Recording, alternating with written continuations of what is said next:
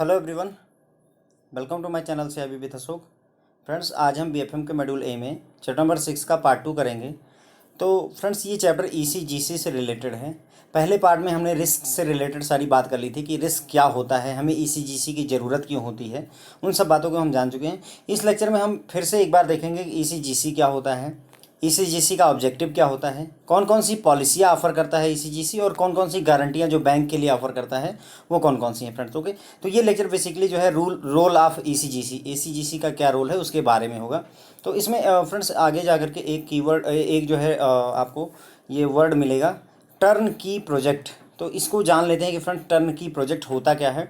तो देखिए फ्रेंड, जैसे टर्न की प्रोजेक्ट को अगर हम अपने सिंपल लैंग्वेज में समझना चाहें तो मान लीजिए जर्मनी की कोई कंपनी है जो प्रोजेक्ट को असेंबल करके देती है या प्रोजेक्ट बना करके देती है।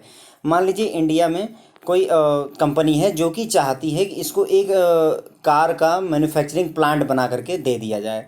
तो जर्मनी की कंपनी क्या करेगी, जर्मनी की जो कंपनी है वो इंडिया में अपने लोगों को भेजेगी, सारा का सारा प्रोजेक्ट बना करके, मतलब कंस्ट्रक्शन, असेंबली लाइन बनाना, जितनी भी रिक्वायरमेंट है इस फैक्ट्री को ऑपरेशनल हो जाने के लिए, वो सारा काम यहाँ पर आकर के जर्मनी की कंपनी कर देगी। और एक बार ये फैक्ट्री रेडी हो गई प्रोडक्शन के लिए रेडी हो गई, मतलब अब सिर्फ एक पावर ऑन किया और प्रोडक्शन शुरू हो जानी, उस हालात में ला करके ये मतलब जो ये कंपनी थी, जिस कंपनी ने इसको बनवाया था, उसको सौंप देती है।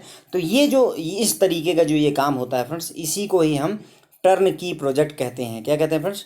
टर्न की प्रोजेक्ट, मतलब कहने का पूरी तरह से इसको टर्न ऑन करके, मतलब जो है पूरी तरह से तैयार करके जब प्रोजेक्ट को सौंप दिया जाता है तो फ्रेंड्स उसे ही टर्न की प्रोजेक्ट कहते हैं। मतलब कहने का विदेश में जा करके पूरा डिजाइनिंग करेंगे, कंस्ट्रक्शन करेंगे, इक्विपमेंट लगाएंगे ताकि वो मैन्युफैक्चरिंग एंटिटी पूरी तरह से तैयार हो जाए, और जब एक बार प्रोजेक्ट रेडी हो गया तो उसे परचेजर या जिस कंपनी ने बनवाया था उसको सौंप देते हैं। तो ये होता है फ्रेंड्स टर्न की प्रोजेक्ट्स। अब जो है फ्रेंड्स हम कुछ छोटी छोटी बातें समझेंगे जो export credit insurance international trade में जो होता है उससे रिलेटेड कुछ छोटी मोटी बातें हम जानेंगे यहाँ पर, जो हो सकता है आपके एग्जाम में पूछी जा सकती हैं। एक्सपोर्ट ग्रो करता है, एक्सपोर्ट ग्रो करने के लिए अगर फाइनेंसिंग एक्सपोर्ट को अवेलेबल होगी, बैंक अवेलेबल करवाएगा, तभी एक्सपोर्ट जो है बढ़ता है। मतलब दुनिया, हमारे देश से कोई भी गुड्स का एक्सपोर्ट होना है, जब तक उसे बैंक से फाइनेंसिंग ईजिली अवेलेबल नहीं होगी या इंश्योरेंस उसके लिए अवेलेबल नहीं होगा, तब तक ये ग्रो नहीं करता है। ओके, तो इसके लिए गवर्नमेंट क्या करती है, गवर्नमेंट एक्सपोर्ट को सपोर्ट करने के लिए चीप फाइनेंसिंग ऑप्शन अवेलेबल कराती है। मतलब बैंकों को इनकरेज करती है कि आप सस्ते में जो है लोन प्रोवाइड करिए, ठीक है। और साथ ही साथ वो एक्सपोर्टर को और फाइनेंसिंग जो बैंक होता है उनको जो है उनकी क्रेडिट का इंश्योरेंस भी प्रोवाइड करते हैं। मतलब कहने का जो बैंक है उसका भी पैसा नहीं डूबना चाहिए और जो एक्सपोर्ट कर रहा है उसका भी पैसा डूबना।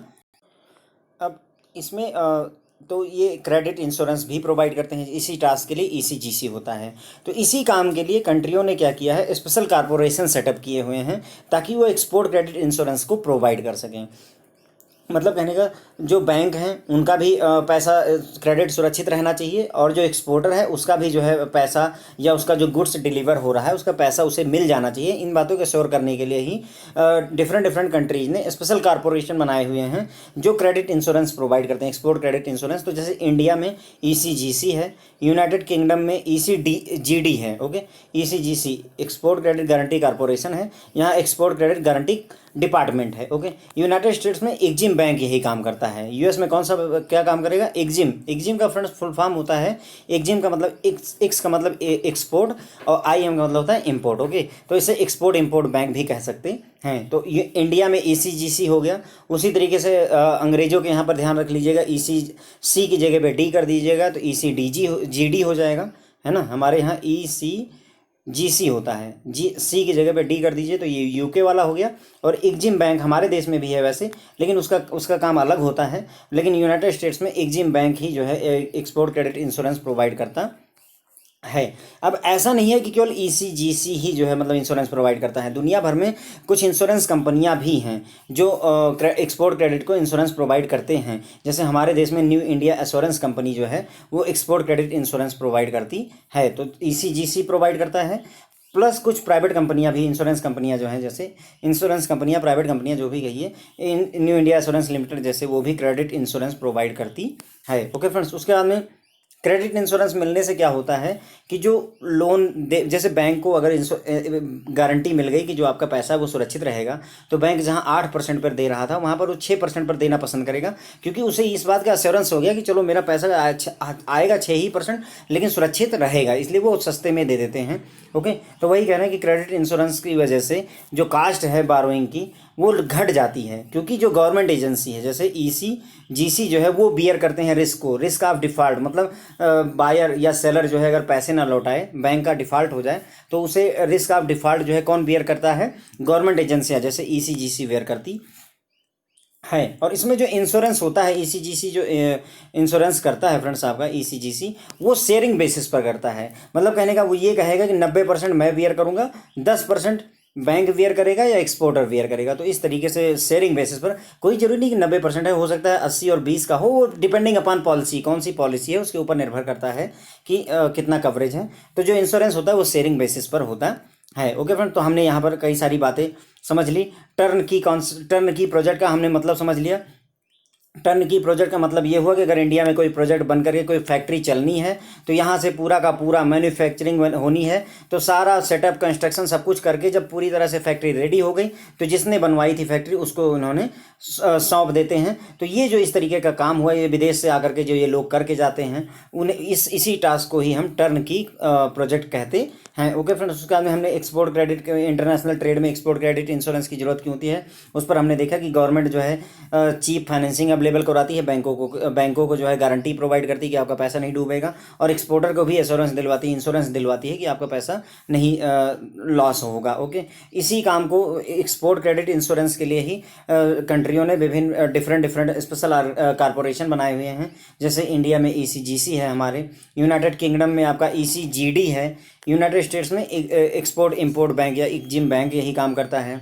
उसका में ऐसा नहीं है कि सिर्फ ईसीजीसी ही जो है इंश्योरेंस प्रोवाइड करता है, कुछ जनरल इंश्योरेंस कंपनियां भी हैं जो दुनिया भर में ऐसा जरूरी नहीं कि इंडिया में ही, पूरी दुनिया में ऐसी कई सारी इंश्योरेंस कंपनियां हैं, जनरल इंश्योरेंस कंपनियां जो कि क्रेडिट इंश्योरेंस प्रोवाइड करती हैं। जैसे हमारे देश में न्यू इंडिया एश्योरेंस कंपनी ऐसा काम करती है। ओके फ्रेंड्स, अब क्रेडिट इंश्योरेंस होने से फ़ायदा क्या हो जाता है, जो कास्ट ऑफ बारोइंग है वो सस्ती हो जाती है, क्योंकि जो रिस्क है, रिस्क ऑफ डिफ़ॉल्ट, वो उसे कौन वेयर करता है, गवर्नमेंट एजेंसी ईसीजीसी सारा रिस्क वेयर करती है, इसलिए जो है बैंक सस्ते में लोन देने पर राजी हो जाते हैं। प्लस हमने ये भी देखा कि जो इंश्योरेंस होता है वो शेयरिंग बेसिस पर होता है, 90% जो है ईसीजीसी वेयर करेगा, 10% जो है या तो बैंक को वेयर करना है या एक्सपोर्टर को वेयर करना पड़ता है। ओके, तो ये छोटी छोटी बातें हमने यहाँ पर समझ ली फ्रेंड्स। अब ईसीजीसी पिछले लेक्चर में भी हमने जान लिया था, ईसीजीसी को पहले export credit guarantee corporation limited कहते थे, अभी उसे ईसीजीसी लिमिटेड कहते हैं।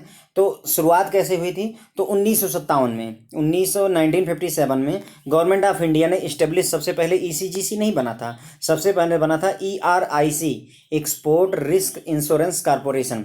ERIC, एक्सपोर्ट में जो रिस्क है उसका इंश्योरेंस कारपोरेशन बनाया था, एक्सपोर्ट में जो रिस्क है उसी का इंश्योरेंस कारपोरेशन बनाया था, ERIC, export risk insurance corporation बनाया था इसी काम के लिए, कि ताकि जो ये क्रेडिट रिस्क इंश्योरेंस प्रोवाइड कर सकें किसको, एक्सपोर्टर को। और जिससे 1964 में, 1957 में ये हुआ था, और 1964 में इसे कन्वर्ट कर दिया गया export credit guarantee corporation limited में। तो 1964 में जाकर के आपका ईसीजीसी का एक्चुअल में अस्तित्व आया था। उसके पहले ERIC, एक्सपोर्ट का रिस्क इंश्योरेंस कारपोरेशन, एक्सपोर्ट में जो रिस्क है उसका इंश्योरेंस कारपोरेशन ERIC होता था 1957 में। फिर 1964 में जाकर के ईसीजीसी लिमिटेड बना। और ईसीजीसी का जो बेसिक टास्क होता है हमने पहले ही समझ लिया था, ये एक्सपोर्टर को इंश्योरेंस प्रोवाइड करते हैं और बैंक के फंड को गारंटी प्रोवाइड करते हैं। ओके फ्रेंड, तो हमने ईसीजीसी के बारे में समझ लिया। सबसे पहले 1957 में ERIC, export risk insurance corporation था।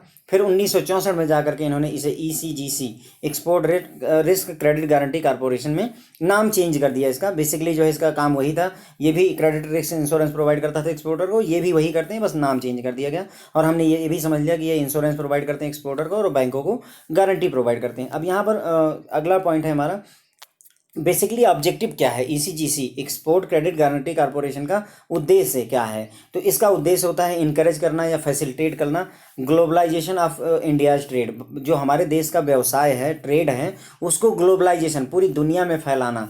वो फैलेगा तभी जब हम इंपोर्ट और एक्सपोर्ट करेंगे। तो ये इनका ECGC का टारगेट होता है। प्लस जो है ये इंडियन एक्सपोर्टर को उनके क्रेडिट रिस्क को जो है मैनेज करने के लिए भी हेल्प करते हैं।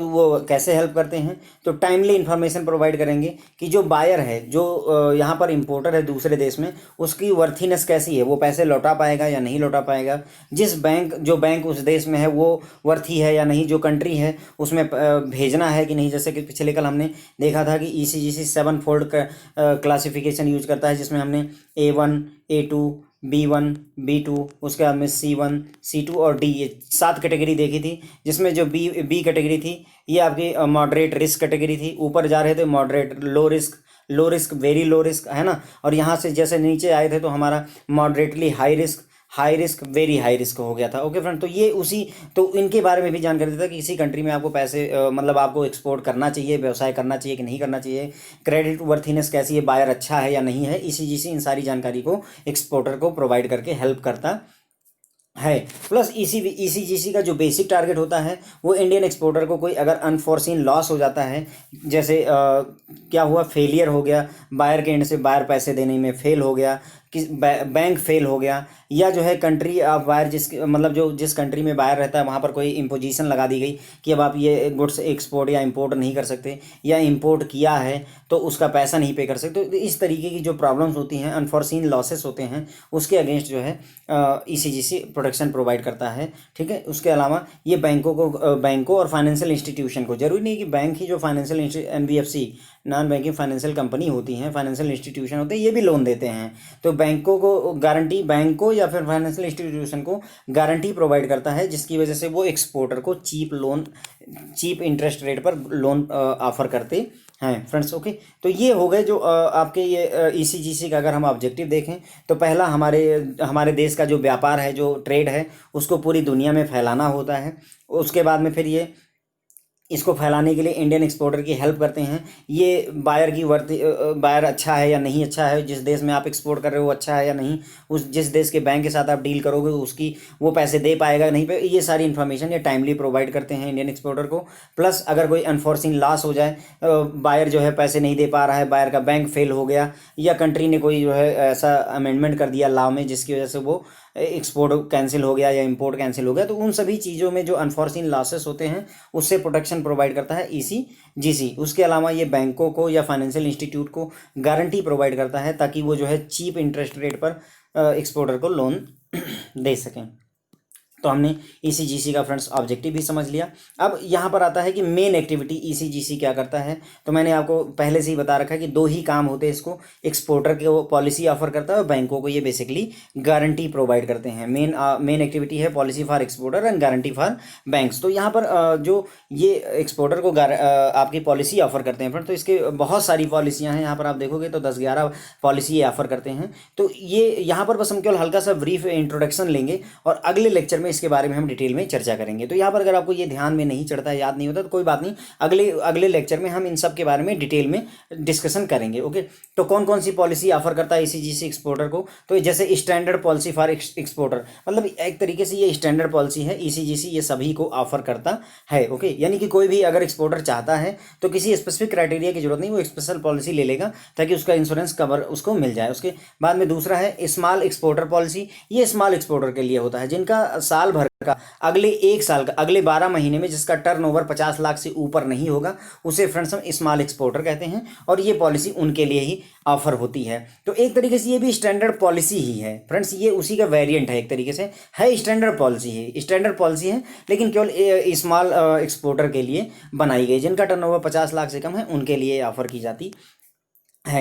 स्पेसिफिक शिपमेंट पॉलिसी होती है। स्पेसिफिक शिपमेंट का मतलब ये हुआ, कोई एक शिपमेंट जा रहा है उसका इंश्योरेंस करवाना चाहता है, जो एक्सपोर्टर है वो सिर्फ एक शिपमेंट का इंश्योरेंस करवाना चाहता है। इस शिपमेंट में हम 200 कार भेज रहे हैं, आप इसका इंश्योरेंस कर दिए, इस तरीके का स्पेसिफिक शिपमेंट के लिए भी पॉलिसी ये ऑफर करते हैं। एक्सपोर्टर स्पेसिफिक बायर पॉलिसी भी ऑफर करते हैं। इसमें क्या होगा, कोई स्पेसिफिक बायर है विदेश में, मान लीजिए USA में कोई स्पेसिफिक बायर है, उसके लिए इंश्योरेंस पॉलिसी ये ऑफर करते कर देते हैं। मतलब अब इस साल भर में जितने भी बार आप इसके साथ में कोई बाय मतलब जो है एक्सपोर्ट करेंगे इस पर्टिकुलर बायर को, वो उस ये इस पॉलिसी में कवर हो जाता है। तो डिपेंडिंग अपॉन रिक्वायरमेंट ये विभिन्न विभिन्न डिफरेंट डिफरेंट टाइप की आपको पॉलिसी ऑफर करते हैं। एक्सपोर्ट टर्न ओवर पॉलिसी, पूरे साल में कितना टर्न ओवर उसको पॉलिसी में कवर कर देते हैं।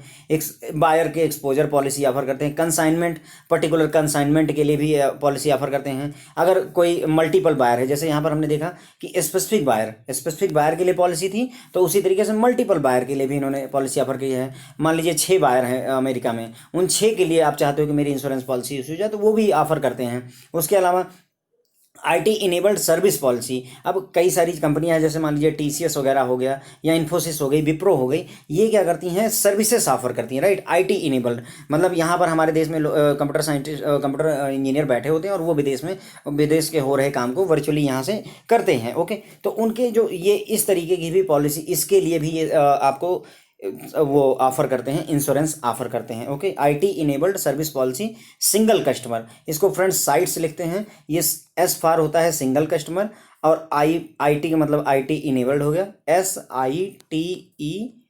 ओके, तो ये हो गया S for single customer, IT का मतलब आईटी हो गया, और ES का मतलब इनेबल्ड सर्विसेज हो गया। ओके, तो IT enabled service policy for single customer, तो उसी को साइट्स लिखते हैं। उसके अलावा ये पॉलिसी ऑफर करते हैं SME सेक्टर के लिए, स्मॉल एंड माइक्रो सेक्टर के लिए भी इनकी स्पेशल पॉलिसी है। फ्रेंड्स, इतनी सारी वैरायटी की पॉलिसी इसीलिए ऑफर करते हैं कि जैसी जिसकी ज़रूरत है उस हिसाब से। अब अगर मान लीजिए किसी का साल भर का टर्नओवर 50 लाख का ही है, तो वो फिर जो है 5 करोड़ या 10 करोड़ वाली पॉलिसी लेकर के क्या करेगा। उसी तरीके से यदि किसी को एक ही बायर से काम है मान लीजिए, तो वो ऐसे 10 बायर के लिए, पूरे देश के लिए वो पॉलिसी लेकर के क्यों आगे बढ़ेगा। तो ये फ्रेंड्स इसीलिए है, डिफरेंट डिफरेंट वैरायटी ये जो ऑफर कर रहे हैं वो इसीलिए है कि ताकि जो हमारे एक्सपोर्टर हैं उनकी रिक्वायरमेंट फुलफिल हो सके फ्रेंड्स। ओके, तो हर एक की जो खास बातें हैं, ये मैंने आपको एक ब्रीफ इंट्रोडक्शन दिया है, हर एक में जो खास बातें हैं कि हाँ, जैसे इसमें मैंने आपको बताया कि 50 लाख का टर्न ओवर होगा, ये कितने महीने के लिए ऑफर की जाती है। तो ये सारी बातें हम अगले लेक्चर में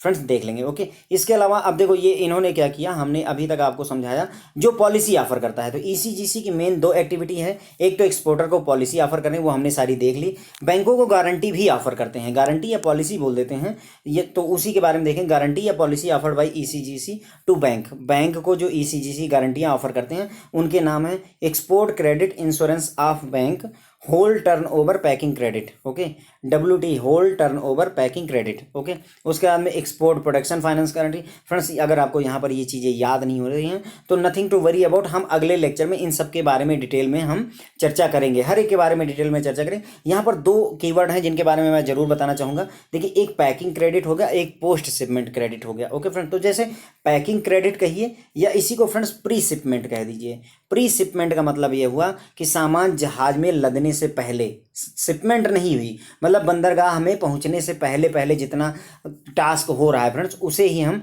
पैकिंग क्रेडिट कह देते हैं। यहाँ से यहाँ तक पहुँचाने मतलब गुड्स मैन्युफैक्चर हुआ, फैक्ट्री पे लदा, मैंने आपको वो इनकोटर्म में पूरा कॉन्सेप्ट समझाया। वहाँ से ट्रक पर लदेगा, ट्रक से लद करके वो जा करके बंदरगाह पर क्लियरेंस वगैरह लेकर के यहाँ तक पहुँचेगा। तो इसमें जितना ये पूरा खर्चा लग सकता है, अगर इसके लिए जो है क्रेडिट या लोन लिया गया है बैंक से, तो उसे ही फ्रेंड्स हम पैकिंग क्रेडिट कह देंगे। पैकिंग क्रेडिट क्यों कहते हैं, क्योंकि यहाँ पर गुड्स को पैक किया जाता है फैक्ट्री में। मैंने आपको बताया था कि वो गुड्स को बनाएगा, पैकिंग करके आपको दे देगा। अगर एक्स वर्क वाला याद हो, अगर आपको एक्स वर्क में क्या था कि वो गुड्स को पैक करके बस केवल वहाँ पर रख देता था और आप ले जा करके अपना ट्रक लगाओ, सारा कुछ लोड करो, सेलर का काम वहीं तक खत्म हो जाता था। एक्स वर्क टाइप का, इसीलिए चूंकि ये पैक करके सामान को देते हैं इसलिए इसे ही पैकिंग क्रेडिट कह देते हैं। पैकिंग क्रेडिट भी कह देते हैं फ्रेंड्स, या फिर इसे ही प्री शिपमेंट क्रेडिट भी कह देते हैं।